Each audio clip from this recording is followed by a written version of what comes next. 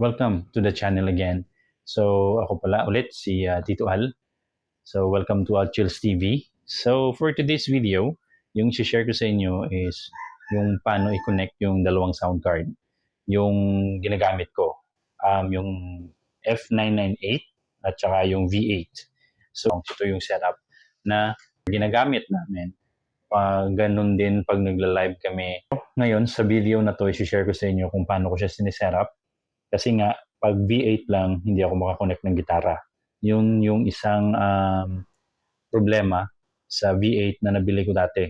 Hindi pwedeng pagsabayan yung dalawang input sa mic. Yung condenser mic, then yung dynamic mic connection. Parang nasa isang connection lang sila. So pag nag-connect ka ng condenser mic, yung input para sa dynamic mic, hindi siya gumagana. So dun sana pwede mag-connect ka ng gitara pag gumagamit ka ng V8. Pero yung sa akin, hindi siya gumagana. So dati, pag nagre-record kami, nung V8 pa lang yung gamit namin, so gumagamit kami ng dalawang mic na wireless na may isang receiver. So yung isang mic vocals, then yung isang mic nakatutok sa amplifier kung saan nakakonect yung gitara. So yun yung ginagawa namin nung V8 pa lang yung ginagamit. So ngayon, nung nakakuha ako or nakabili ako ng F998 na sound card, so i-configure ko siya na pwede ko silang pagsabayin. So yun yung ituturo ko ngayon sa inyo. So ano na rin to, parang review na rin nung dalawang sound card na to kasi yung V8, mga 3 years ko na siyang ginagamit, functioning pa rin siya. Yung F998 naman, nabili ko siya dati nung last November 2023. So, months ko nang ginagamit yung F998. Meron din siyang disadvantage. Kasi nga, yung mga input-output niya sa likod is puro lang 3.5mm na jack yung pwede mong i-connect. So, sa V8 naman, may 3.5mm na mga input at may na input at output siya. Then, meron din siyang um, yung parang standard na USB connection sa likod ng V8. So, ngayon, share ko sa inyo kung paano ko siya kinoconnect, then paano ko kinoconnect yung mic, and then yung gitara, and then paano ko siya pinapatunog na kinoconnect ko sa cellphone na ginagamit namin. So, pag nagbi-video pala ako, wala akong camera, wala akong action cam, wala akong DSLR. Yung ginagamit ko sa paggawa ng video is yung cellphone ko lang. So, ngayon, yung ginagamit ko is the Infinix Hot 30. So far, yan, nakikita nyo yung resolution niya. Up to 2K yung kaya niyang i-record sa back camera niya. Then yung sa harap, 1080p yung pinaka-maximum. So far, maliwanag naman at clear naman yung pinalalabasan ng mga video na ginagawa ko. Decent naman siya. Ngayon, isi-share ko sa inyo kung paano ko siya kinoconnect. Then, yung mga connection ko sa likod. So, papakita ko sa inyo, ibahin ko lang yung angle ng camera. Okay? Okay, so yan. Yan yung dalawang sound card na ginagamit ko. Ito yung V8 at ito yung F998 na sound card. So, i-compare mo sila, mas malaki to na may mas maraming button na pwedeng gamitin. So, naka-on na yung dalawa.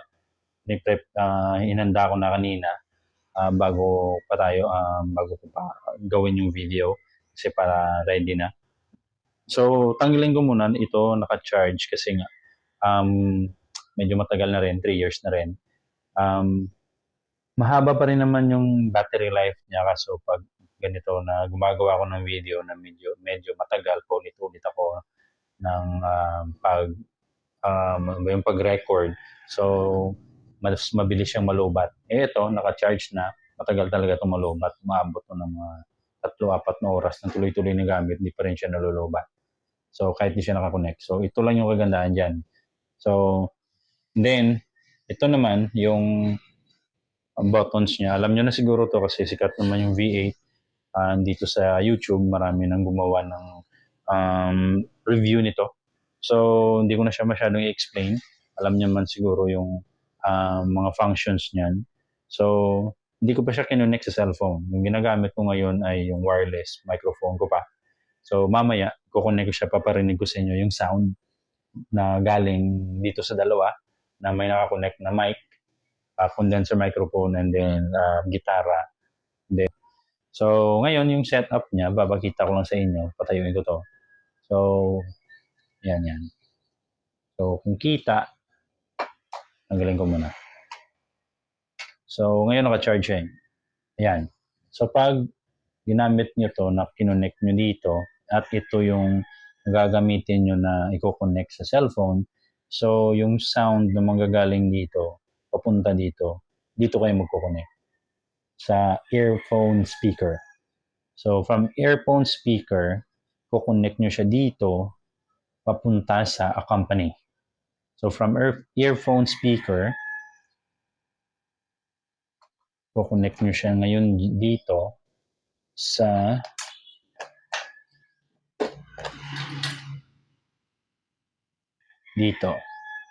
accompany. So dyan nyo siya i-connect. Kasi magsisilbi ito ngayon na ito yung accompany instrument nyo or ito yung panggagalingan ng sound na gagamitin nyo sa recording, kagaya ng gitara. So since dito tayo magkoconnect ng gitara, so ito yung magiging accompany instrument natin. Dito nang gagaling yung sound. Then, dito pwede ka mag-connect ng condenser microphone. Dito ngayon i-connect yung mic mo. Then, dito ka mag-a-adjust ng volume ng mic. So, dito. Then, ito, yung volume ng gitara mo, dito mo na siya, yung controls niya ay dito sa V8 na. So, dito ka na mag-a-adjust. Kung gusto mong lagyan ng echo para medyo may effects yung gitara, so pwede mo siya lagyan ng echo. Huwag mo lang masyadong lakasan kasi nga pangit na yung dating niya sa base experience ko. So, nilalagay ko lang siya na may konting echo lang na para medyo may delay lang yung tunog ng gitara para medyo gumanda yung ang tunog pag nagko-cover ka ng kanta. And then yung accompany, since naka-accompany instrument yung connection nito, yung accompany dito, i-full volume mo lang siya. Then yung monitor, sa'yo din naman to kung gagamit ka ng headset. So dito ka na mag-monitor ng sound na lumalabas. Or kung gusto mo siyang i-connect sa speaker, so dito ka magko-connect na ngayon yan ng output niya sa earphone din. So ito na ngayon yung magiging output mo, earphone. Pwede kang gumamit ng headset, kagaya niyan, or pwede mo siyang i-connect sa speaker. So, pag nagbibideo ka, pwedeng ganun din yung setup. From earphone, i-connect mo siya sa speaker or sa amplifier na gagamitin mo. Itong F998 na sound card. So, pwede mo siyang gamitin. Magandang labas ng sound dito. So, mas kontrolado yung echo then yung mic volume dito sa F998. Then marami ka pang pwedeng gamitin na pa-effects. So pag nagla-live stream ka, ito mas marami siyang button. Then mas clear yung sound effects niya compare dito sa V8. So i-connect ko na. So again, from earphone going to accompany.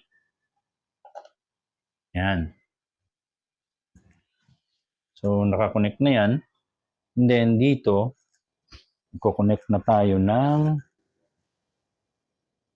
kunin ko lang yung wireless na receiver at transmitter ko para sa gitara. So, dito, i-connect natin tong receiver kung jack. So, alin man dun, connect ka dito ng jack. Yan yung receiver ng wireless na gamit sa gitara. So, dyan yung i-connect yung gitara. So, yung connector naman na gagamitin natin dyan sa F998. So, ito naman ngayon yung gagamitin natin na connector papunta sa cellphone. So, dito ka naman magko-connect sa live. Dito sa live output. So, alin man yan sa tatlo. Kasi dito, tatlong cellphone yung pwede mong gamitin. So, kukunik ka dyan, pupunta na to sa cellphone. Then, ganyan na yung setup. Then, yung mic naman, may BM800 ako dito. So, dito, gumagana yung BM800. So, i-connect natin yung BM800 dito sa condenser microphone. Wala mong tunog yan. So, dito sa mic ng V8, so ito yun na yung control ng gitara natin. So, again, so yung V8 yung magiging accompany instrument mo. So, dito mo i-connect yung gitara. Then, yung output ng V8, connect mo sa earphone papunta sa accompany instrument ng F998. So, yan na yung connection niya ngayon. Ganun lang kasimple. Then, magko-connect lang ako dito ng pang-monitor ko. So, yung headset ko, i-connect ko sa earphone.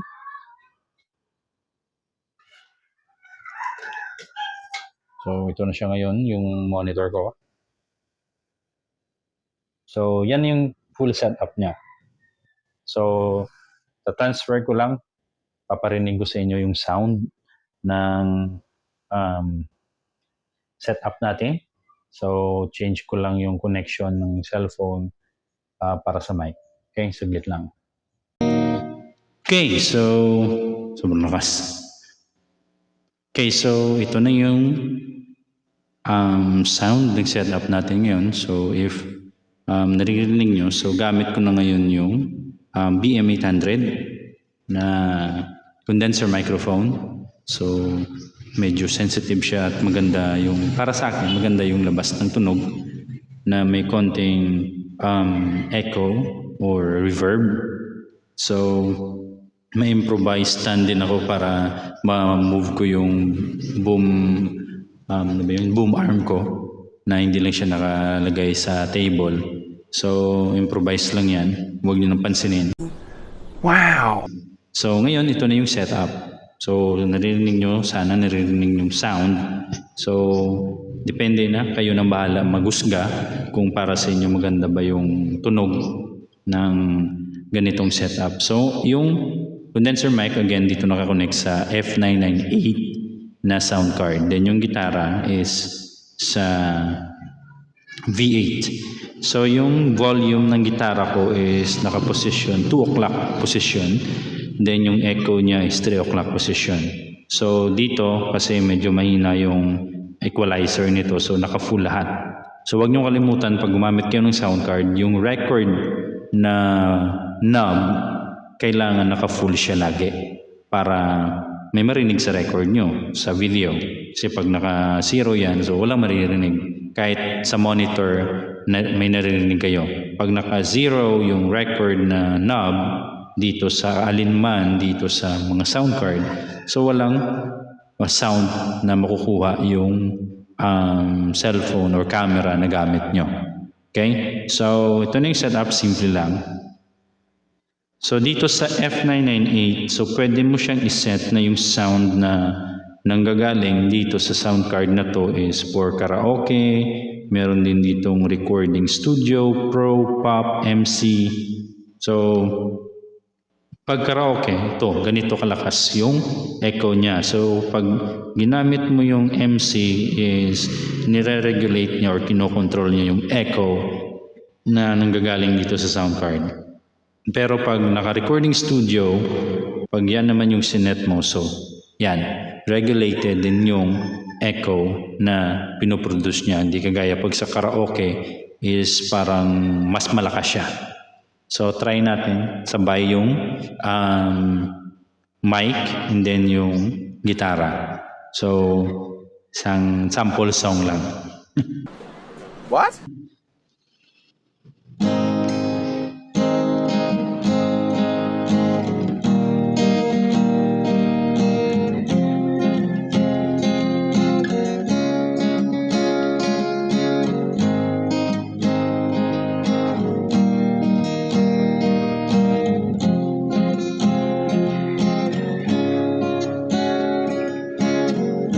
Swaying room as the music starts, strangers making the most of the dark, 2 by 2 their bodies become one. I see you through the smoky air. Can't you feel the weight of my stare? You're so close but still a world away. What I'm dying to say is that I'm crazy for you. Touch me once and you know it's true. I never wanted anyone like this.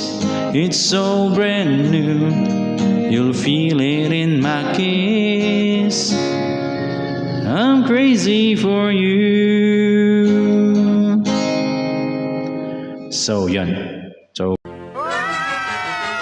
ganun yung sound na napoproduce niya pag ganitong setup yung ginawa nyo. So, pwede din naman na F998 lang. So, gagamit lang kayo ng adapter. So, na pwede nyo i-connect dito sa may condenser microphone na connection ng F998.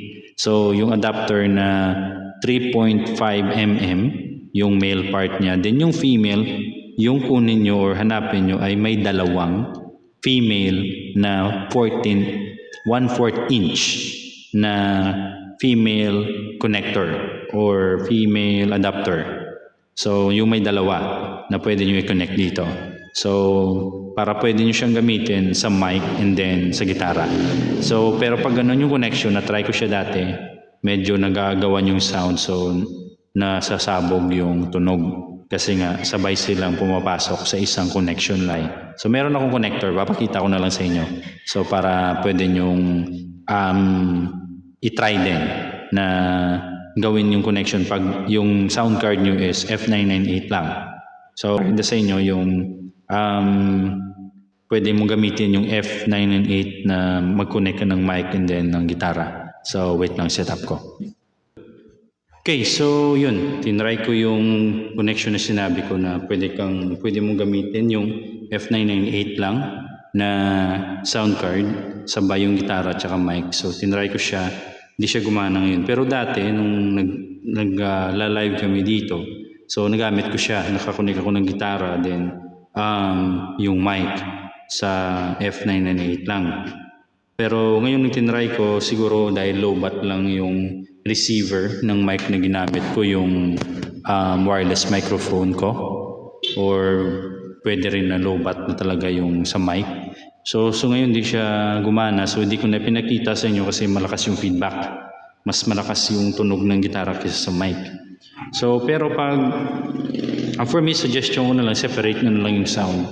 Kung pwede pa lang naman, gumamit kayo ng dalawang sound card pag meron kayong dalawa. So yung isa maging secondary, yun yung gagamitin yung accompanying instrument. Then yung isa yun yung magiging main sound card nyo na dun manggagaling yung sound na papunta sa camera na gagamitin nyo para regulated yung sound ng instrument, then regulated yung sound ng mic. So para separate siya, para hindi sila nag-aagawan ng ilalabas na signal ng sound card. So yun lang for me. Ito yung setup namin nung ilang buwan na pag nagla-live kami at saka pag gumagawa kami ng mga cover na mga kanta. So hanggang dito na lang siguro. Sana na nakaka-catch up kayo sa connection niya kasi magagamit nyo siya talaga. So pero bago ko tapusin yung video na to, nakalimutan ko sa umpisa. So pag hindi ka pa nakasubscribe sa channel ko, pakihit na lang yung subscribe button sa baba para maparami naman yung community natin dito sa channel ko. At saka para makapagpatuloy ako na makapag-upload ng mga videos na maaaring makatulong sa inyo at saka for entertainment purposes na rin. So, road to 100 ngayon yung ini-aim ko kasi nga konti pa lang yung subscriber ko. So, sana matulungan nyo ako makasubscribe kayo then para makapagtuloy-tuloy tayo na makapag-usap. So, if may comment kayo sa video na to, so mag-leave lang kayo ng comment kahit ano na napansin nyo sa video or kulang na impormasyon na naibigay ko. So, i-comment nyo lang para matulungan natin yung iba na makapag-setup ng ganito pag gumagawa din sila ng video or gagawa sila ng cover. Kahit sa podcast or simpleng recording lang pwede nyong gamitin yung setup na to pag gusto nyong gumamit ng instrument na separate sa mic na ginagamit nyo. So, yun lang. Salamat. Paki-share na rin yung video tsaka para marami rin makapanood yung hindi pa alam yung setup at matulungan din sila. So, for now, maraming salamat sa pagdaan. God bless. Take care and ciao. Bye-bye.